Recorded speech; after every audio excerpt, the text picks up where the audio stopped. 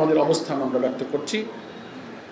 সম্মানিত সাংবাদিক বন্ধুগণ, আজ আমরা আপনাদের সামনে একটি অতি গুরুত্বপূর্ণ বিষয় নিয়ে এসেছি, যেটি নিয়ে সরকার প্রকাশ্যে কথা বলছে না। চলছে ষড়যন্ত্র, নথির আড়ালে এবং বন্ধ দরজার ভিতরে। বিষয়টি পরিশোধিত জ্বালানি তেল আমদানি, মজুদ, পরিবহন, বিতরণ ও বিপণনের কাজ বেসরকারি খাতে ছেড়ে দেওয়ার নতুন নীতিমালা তৈরির উদ্যোগ প্রসঙ্গে। এই সিদ্ধান্তের চড়া মূল্য দিতে হবে প্রত্যেকটি মানুষকে, প্রত্যেকটি বাসের ভাড়ায়, প্রত্যেকটি শেষ পাম্পের ডিজেলে, প্রত্যেকটি চালের বস্তার দামে। হঠাৎ করে বাংলাদেশ পেট্রোলিয়াম কর্পোরেশনের চেয়ারম্যানকে সরিয়ে দেওয়ার পর জ্বালানি খাতকে বেসরকারি কোনো শিল্প গ্রুপের হাতে ছেড়ে দেওয়ার উদ্যোগ আরও এক ধাপ এগিয়েছে।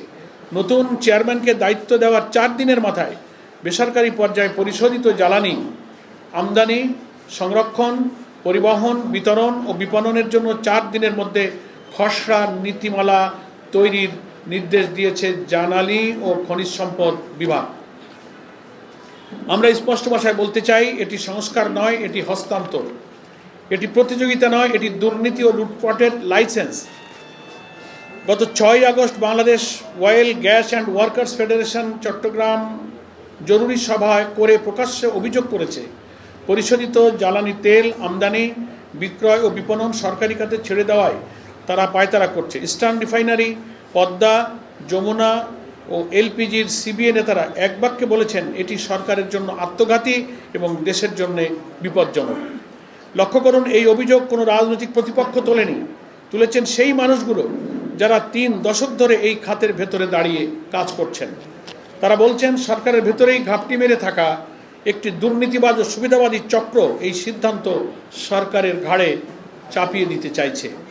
আমরা প্রশ্ন করছি, যে খসড়া নিয়ে মন্ত্রণালয়ের ভেতরে কাজ হচ্ছে তা জনগণের সামনে কেন আনা হচ্ছে না? যুদ্ধকালীন সংকটকে বেসরকারীকরণের পৃষ্ঠা ছুটে গেছে।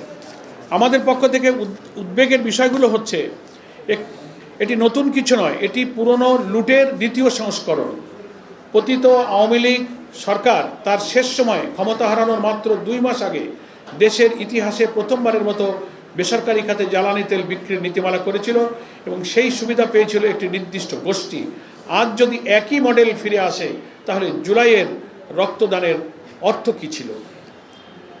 একচেটিয়া চক্র ভাঙা হচ্ছে না, বরং একতরফা হাত বদল হচ্ছে। বলা হচ্ছে, বিপিসির একচেটিয়া অধিকার ভাঙলে প্রতিযোগিতা আসবে, দাম কমবে। বাস্তবতা হলো, জ্বালানি তেল আমদানির জন্য দরকার গভীর সমুদ্র বন্দরের সুবিধা, সিঙ্গেল পয়েন্ট মোরিং, বিশাল ট্যাঙ্ক টার্মিনাল, পাইপলাইন ও শত শত কোটি ডলারের ব্যাংক লাইন। বাংলাদেশে এই সক্ষমতা আছে হাতে গোনা 3-4টি গোষ্ঠীর। অর্থাৎ রাষ্ট্রীয় একচেটিয়া ভেঙে তৈরি হবে বেসরকারি একচেটিয়া, যার উপরে জনগণের কোনো নিয়ন্ত্রণ থাকবে না, সংসদের কোনো জবাবদিহিতা থাকবে না,